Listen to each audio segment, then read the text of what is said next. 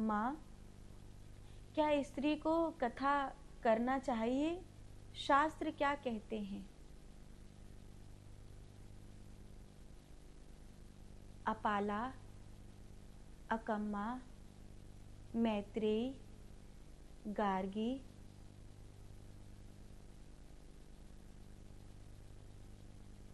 अनुसुईया, ऐसे सैकड़ों नाम हैं जो ब्रह्मगामिनी बनी, जिन्होंने ब्रह्म ज्ञान को प्राप्त किया। मैत्रेयी से लेकर मीरा तक ब्रह्म ज्ञान को प्राप्त करने वाली हजारों स्त्रियां हैं। समाज पुरुष प्रधान है। पुरुष प्रधान समाज ने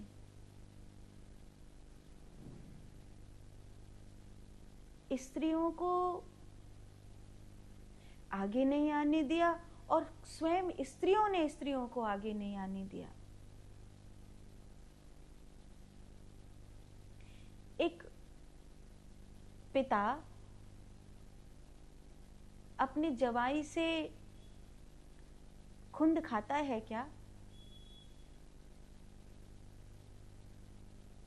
एक ससुर अपनी जवाई से खुंद खाता है क्या? लेकिन एक सास अपनी बहू से खुंद खाती है। क्यों? जब एक ससुर अपनी जवाई से खुंद नहीं खा सकता, वो भी पुरुष है, वो भी पुरुष है, उसने उसकी बेटी ले ली है, तो एक ससुर अपनी जवाई से खुंद नहीं खाता, एक सास अपनी बहू से खुंद क्यों खाती है? एक बहू ने तुम्हारा बेटा लिया है, एक जवाई ने तुम्हारी बेटी ली है। तुम पुरुष शरीर हो, तुम्हारा जवाई भी पुरुष शरीर है। तुम स्त्री शरीर हो, तुम्हारी बहू भी स्त्री शरीर है। स्त्रियों का जो जीवन है वो किसी और ने नहीं, अधिकांश उन्होंने स्वयं ने नरक बनाया है। यही कारण है कि ये सवाल उठता है कि स्त्रियां कथा करेंगी या नहीं करेंगी, क्योंकि बहुत सी बच्चियां ऐसी हैं जिनको व्यासपीठ मिली, जिनको सम्मान मिला, जिनको पद प्रतिष्ठा मिली, लेकिन पता पड़ा किसी से प्यार हो गया और गई। पता पड़ा कि वो व्यासपीठ पे खड़े होकर डांस कर रही है। पता पड़ा कि वो यजमान के घर में जाकर ही मेकअप करवा रही है और उस तरह के वस्त्रों को पहन करके घूम रही है। ये जब चीजें हुई तो समाज में आवाज उठी कि बेटियों को, स्त्रियों को कथा करना चाहिए या नहीं करना चाहिए।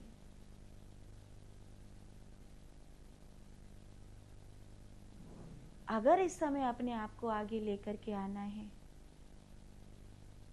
तो तुम्हें बहुत बहुत श्रेष्ठ जीवन जीना होगा।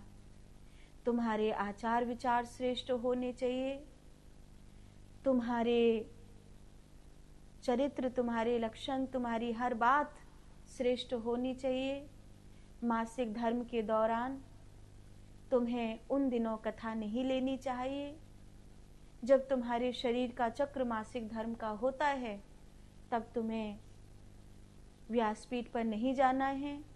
इसलिए जब तुम्हें अंदाजा हो कि इतने दिनों के बाद तुम्हारा मासिक चक्र पूरा, ये तिथि आएगी, तुम यजमान से कह दो कि इस समय आप कथा नहीं कर पाएंगी, अगर करानी है तो 15 दिन बाद करा सकते हैं।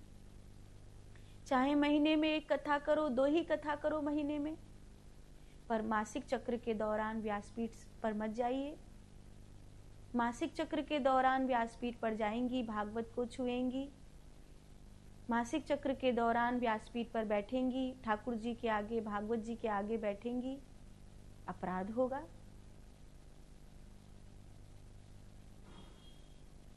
और इसका पाप आपको ही नहीं, यजमान को भी लगेगा।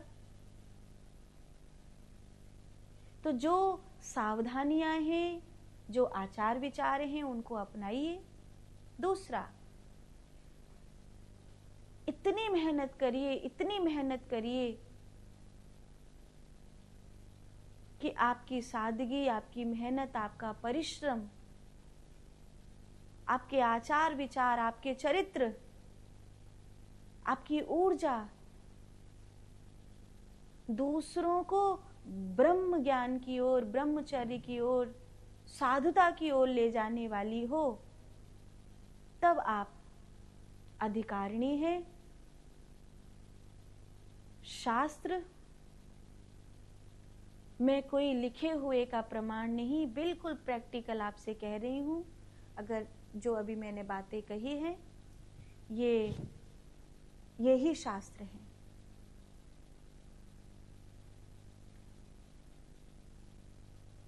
तो स्त्री कथा करना चाहिए या नहीं करना चाहिए, ये शास्त्र के आधार पर नहीं, जीवन के आधार पर सुनिश्चित होगा। स्त्रियों को कथा करनी चाहिए, लेकिन किन स्त्रियों को करनी चाहिए ये मैंने आपको बताया है। शास्त्र हाँ करते हैं, कुछ शास्त्र मना भी करते हैं। तो कुछ शास्त्रों का हाँ करना, कुछ शास्त्रों का ना करना अगर भिड़वाओगे तो शास्त्रार्थ होते रहेंगे, बहसें होती रहेंगी।